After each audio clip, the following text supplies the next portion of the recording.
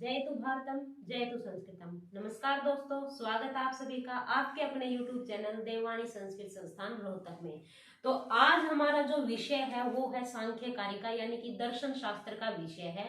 और सांख्य कारिका जिसके की प्रवर्तक हैं आचार्य कपिल, यानी कि आचार्य कपिल मुनि, जो कि पहले इनके प्रवर्तक हुए हैं जिन्होंने की सांख्य दर्शन की शुरुआत की थी।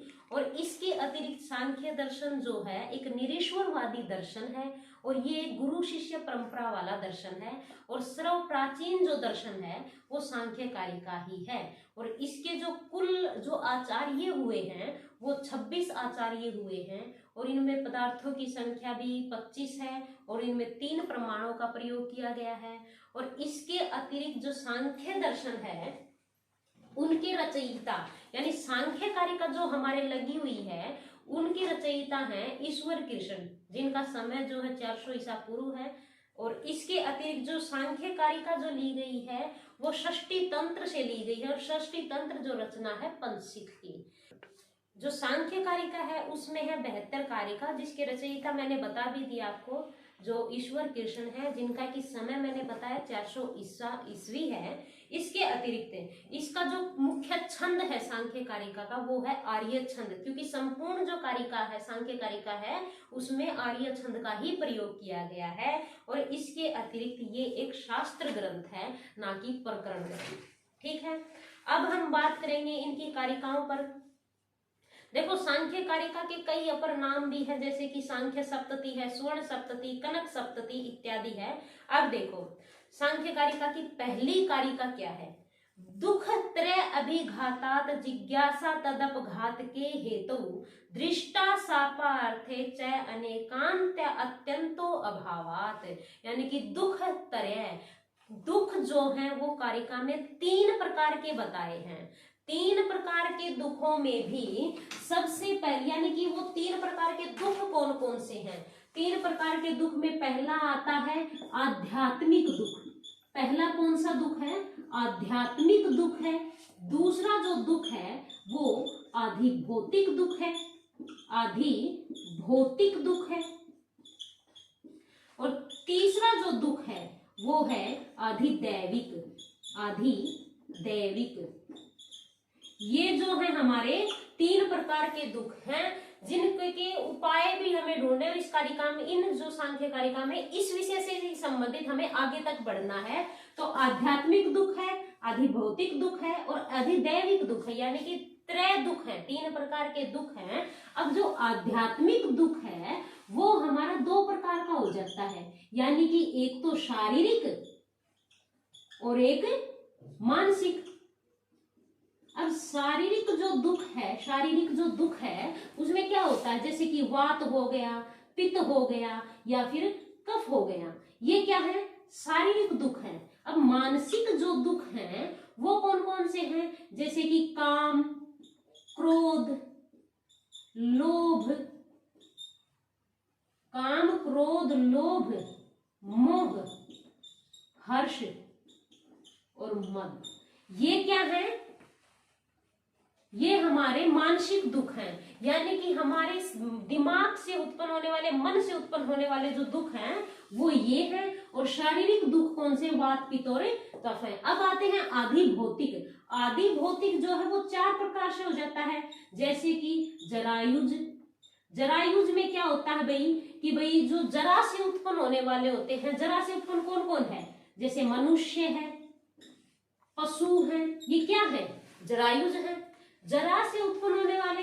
दूसरा है हमारा अंडज, यानी कि जो अंडे से जो उत्पन्न होने वाले जीव जंतु होते हैं, जैसे कि पक्षी हो गए, सर्प हो गया, मकर हो गया इत्यादि, क्या है? ये अंडज हैं। तीसरा जो है वो है हमारा स्वेदज। स्वेदज क्या है? जैसे जूं है, मच्छर है, कीट पतंग इत्यादि जो है वो स्वेदज हैं। अब जो हमारा 4 नंबर है वो आता है उद्भिज। उद्भिज क्या होता है? जो ऐसे पेड़ पौधे या तो जो जमीन को फोड़कर बाहर निकलते, फाड़कर, या फिर बीजों से उत्पन्न होते हैं, यानी कि जो पेड़ पौधे हैं वो लता, बेल इत्यादि, ये क्या है? ये उद्भिज हैं। अब आधिदैविक जो दुख है वो कैसा होता है, या तो दैविक होता है या तो देवों के द्वारा, ठीक है ना, या तो देव के द्वारा, देव, राक्षस, पिशाच, गंधर्व, ये सारे जो होते हैं वो दैविक, और आकाश से झंझावात हो गया, वर्षा हो गया, और इसके अतिरिक्त जो है भूकंप इत्यादि पृथ्वी में निकलने वाले हैं वो क्या है, अधिदैविक दुख हैं। अब इन 3 प्रकार के दुखों की, यानी कि दुख तरह 3 प्रकार के दुखों की तद अपघात के, यानी तद यानी इन 3 प्रकार के दुखों के अपघात के यानी विनाश के हेतु कारण जिज्ञासा, जो जानने का जो इच्छुक है, यानी कि जो व्यक्ति इन 3 प्रकार के दुखों को विनाश करने के कारण को जानने का इच्छुक है, वो दृष्टे से अपार्या, यानी कि सबसे पहले दृष्ट को देखेगा। यानी कि दृष्ट क्या होता है, लौकिक उपाय होता है, तो क्या करेगा, लौकिक उपाय के बारे में, और लौकिक उपाय में किसका अभाव है, एकांत अत्यंतो अभावात, यानी कि उसमें एकांतिक और अत्यंतिक का अभाव है। जैसे कि दृष्ट है, दृष्ट यानी कि जो लौकिक उपाय है, लौकिक उपाय में यानी कि अब तुम ये मान के चलो किसी को बुखार है, वो किसी डॉक्टर के पास गया, अब डॉक्टर ने क्या किया, यानी सांसारिक है, डॉक्टर ने दवाई दे दी, अब दवाई देने के बाद हमारे मन में 2 शंकाएं हैं, या क्या ये बीमारी जो है अब थोड़े टाइम के लिए खत्म हो जाएगी, या फिर ये लाइफ टाइम जब तक हम जिएंगे तब तक ये खत्म हो जाएगी, ठीक है ना, या फिर ये दोबारा की। तो संसारिक जो उपाय है उसमें किस चीज का अभाव है, एकांतिक और आत्यंतिक का अभाव है।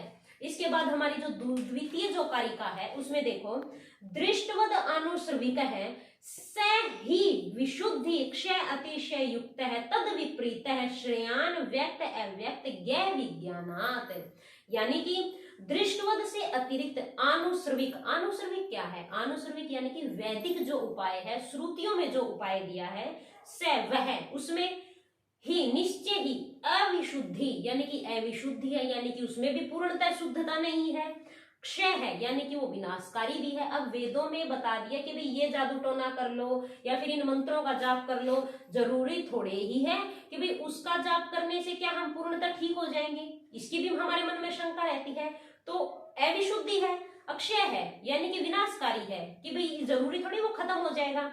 अतिशय है यानी कि कोई थोड़ा बताएगा, अति यानी कि कोई ज्यादा बताएगा, शय यानी कि कोई थोड़ा बताएगा, इन चीजों से युक्त है। यानी कि जो लौकिक है उसमें तो एकांतिक और आत्यंतिक का अभाव है, और जो अनुश्रविक यानी जो वैदिक श्रुतियों में बताया गया है उसमें अतिशय है, अक्षय है और अविशुद्धि से युक्त है। तद विपरीत है, और इनके विपरीत यानी कि दृष्टि यानी लौकिक और अनुश्रविक के विपरीत श्रेयान कल्याणकारी है। क्या कल्याणकारी है, व्यक्त अव्यक्त ज्ञ विज्ञानात्, यानी कि व्यक्त यानी जो विकृत है यानी जो कार्य है, अव्यक्त यानी कि प्रकृति जो प्रधान है, और ज्ञ यानी कि पुरुष है, उसके विज्ञानात् ज्ञान ही, उनका ज्ञान ही क्या है, कल्याणकारी। यानी कि जो व्यक्ति ये समझ जाएगा कि प्रकृति क्या है, यानी कि कारण क्या है, कार्य क्या है और पुरुष क्या है, इन सब का ज्ञान ही क्या है, कल्याणकारी है, और यही क्या है, दुख त्रय अभिघातात का कारण है। ठीक है ना। इसके पश्चात देखो, अब इसने ये तो बता दिया कि भाई लौकिक नहीं है, वैदिक नहीं है, लेकिन ये कल्याणकारी है, व्यक्त अव्यक्त ज्ञ, इनके ज्ञान से हमारा जो कल्याण होगा यही श्रेष्ठकर है। लेकिन व्यक्त अव्यक्त ज्ञ है क्या, ठीक है ना। अब व्यक्त क्या है ये देखो, व्यक्त जो है जो दिखाई देता है यानी कि जो दिखाई दे रहा जो कार्य है, अव्यक्त क्या है यानी कि प्रकृति जो दिखाई नहीं दे रही है, प्रकृति जो कि प्रधान है। ठीक है ना। तो अब फिर इसके अतिरिक्त इसमें क्या है कि भाई ज्ञ क्या है यानी कि मनुष्य है। ठीक है। अब फिर इसने पूछा कि भाई प्रकृति क्या है, मूल प्रकृति अविकृति, यानी कि मूल जो प्रकृति है यानी कि जो सबका कारण है ना, वही क्या है, अविकृति है, यानी कि जो अव्यक्त है। जो अविकृति क्या होती है, जो कारण है। इसके अतिरिक्त महद आदि, महद आदि जो महद यानी कि बुद्धि आदि, महद अहंकार, 5 तन्मात्राएं, ये प्रकृति विकृति शब्द, ये 7 क्या है, प्रकृति भी है और विकृति भी है। यानी कि प्रकृति जो कारण भी है और विकृति यानी कार्य भी है, यानी जो उत्पन्न होती भी है और जो उत्पन्न को करती भी है। षोडश कस्तु विकारो, और विकार कितने यानी विकृति कितनी है कुल, यानी कार्य कितने हैं? 16 कार्य हैं। 16 कार्य कौन कौन से हैं? 5 ज्ञानेंद्रियां हमारी आंख कान नाक जीभ त्वचा, 5 हमारी कर्मेंद्रियां हैं, वाक पाणी पाद वायु उपस्थ, 5 महाभूत हैं, पृथ्वी जल तेज वायु और आकाश, और 1 हमारा मन। ये क्या है? हमारी जो 16 जो है विकृति यानी केवल कार्य हैं जो उत्पन्न होते हैं, उत्पन्न करते नहीं हैं। जो 7 हमारी प्रकृति विकृति हैं वो उत्पन्न होती भी हैं और उत्पन्न करती भी हैं। क्योंकि देखो प्रकृति से क्या हुआ? महद उत्पन्न हुआ, महद से अहंकार, अहंकार से जो है हमारी 5 तन्मात्राएं, अब 5 तन्मात्राओं से 5 महाभूत उत्पन्न हुए। इस प्रकार अहंकार के बाद ज्ञानेंद्रियां, ज्ञानेंद्रियों के बाद कर्मेंद्रियां, ये जो है इसका क्रम है। तो इस प्रकार हमारे 25 जो तत्व हुए। इसके बाद देखो न प्रकृति न विकृति पुरुष है। पुरुष क्या है?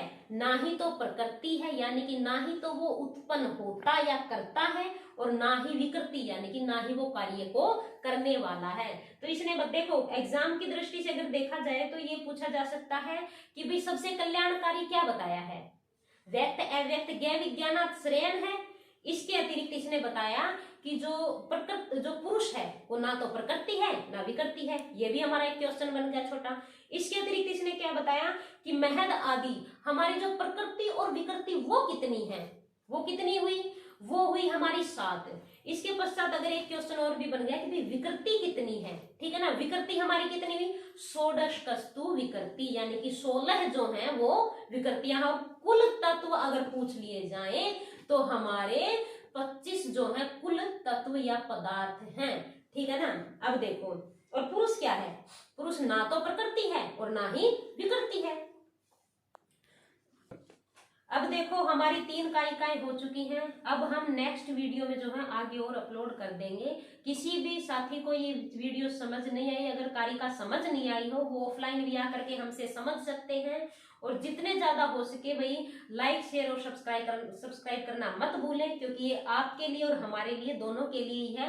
और इसके अतिरिक्त जो बच्चा नेट की तैयारी कर रहा है ना, वो नेट की तैयारी के लिए ऑफलाइन भी हमसे कांटेक्ट कर सकता है। और फीस की टेंशन मत लो भाई। अगर किसी को कुछ ऐसा लग रहा है पहले आओ, पहले पढ़ो, फिर उसके बाद फीस वगैरह होती रहेगी, वरना इन चीजों का कोई भी फायदा नहीं। बस सारी बातें व्यर्थ होती है। समझ में आया तब आगे देखो, आओ और डेमो क्लासेज लो। इसके अतिरिक्त कुछ ना समझ आए तो भाई हमसे कांटेक्ट कर सकते हैं। जय तु भारतम, जय तु संस्कृतम। धन्यवाद।